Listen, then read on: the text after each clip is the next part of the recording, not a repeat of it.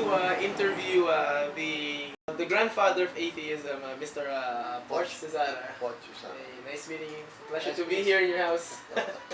Yeah. So, if we're going to ask Mr. Poch, how did you started this thing up? I mean, Well, I really started after I was expelled out of high school some 40 years ago. And I could not fathom why I was attending school every day of the year, grade school and high school, for them to teach me nothing but about God and about the hereafter and about eternal salvation, about how to save my soul. And then I look at the results in our society. I see street children, I see poverty, I see misery all over in our society.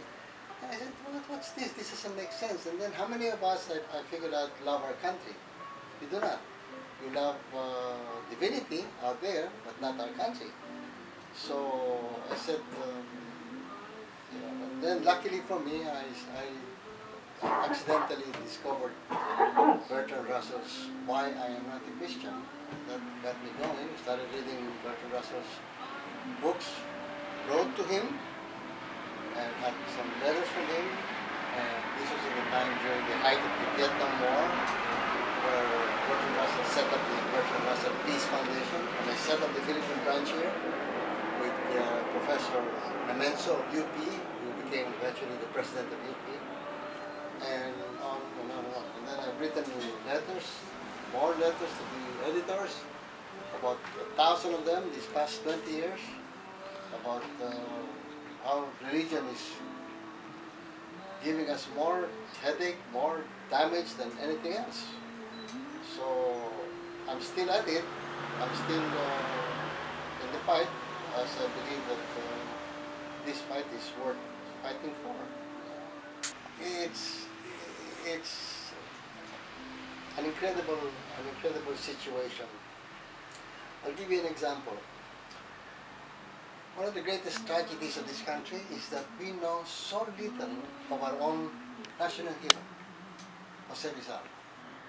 He was arrested, he was incarcerated and executed by the greatest enemy the Philippines has ever had, Christianity, and Christianity is still here, making sure that his teachings is ongoing. Rizal thought the opposite.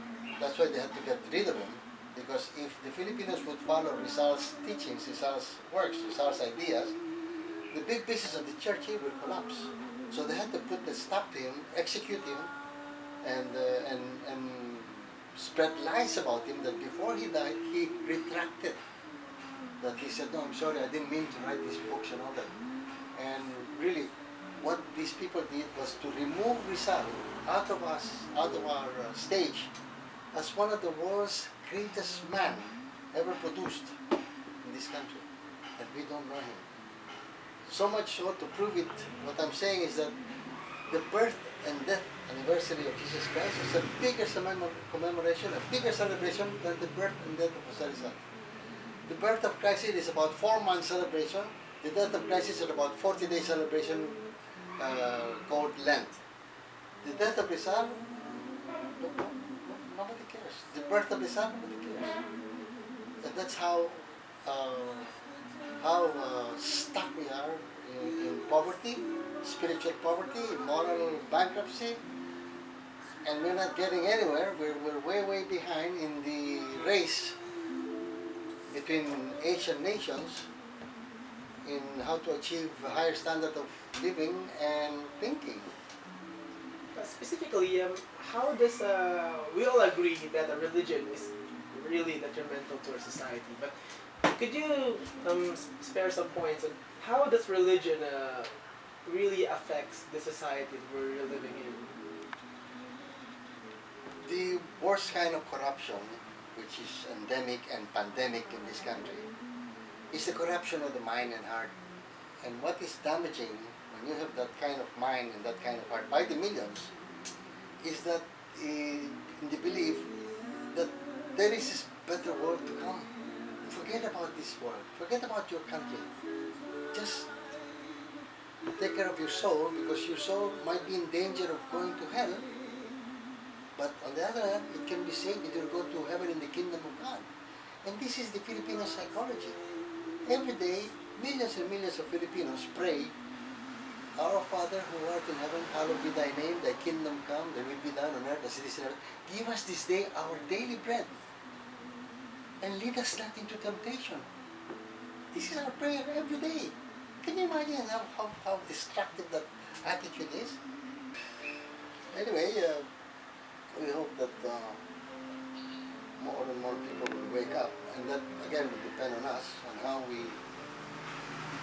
enlighten them, how we expose the lies and deception. Of course, they're against it. They fight it because they have this fear of God, fear of hell, fear of the unknown, fear of the mysteries, and that's what we're trying to show them, that hey, you don't have to live this way, you know, because just as much as you guys would like to so-called go to heaven after you're dead, there's another way of looking at it, and which is to leave this world a better place than how we found it. You can look at it from that point of view. Let's leave this world a better place than how we found it, rather than just seek this existing God out there that nobody knows where and what kind of a God he is. We don't even know whether he exists or not. We don't even know if he's a Catholic. So we can actually transform this world into a paradise here and now. We have a philosophy in PATAS, which we say good without God. What is your interpretation of Yeah, that? that's right. You don't need God to be good. No way, you don't need. Why? Why do we need a non-existing entity, an extraterrestrial being that we know nothing about? Why do we need such a creature to tell us how to live or how to die? Common sense can tell us how to be good, how to be kind, how to love our neighbors, how to love our family. Common sense can tell us. We don't need any imaginary. What you're saying is morality is important. But morality need not be based on mendacity. Morality can be based on reality, what's going on right here and now, and we make the best and the most out of it. Otherwise, morality based on some false God in there who's going to judge us, that doesn't work because we're just kidding ourselves. So if we're going to do good, it's because we do good for the here and now, not because we're going to be rewarded, or if not, we're going to be punished. But what do you think is the future of atheism, humanism, agnosticism? It will depend on us and our courage, the more of us, to stand up and to speak up against the harm that religion is doing to our countries. It depends on us, and I think we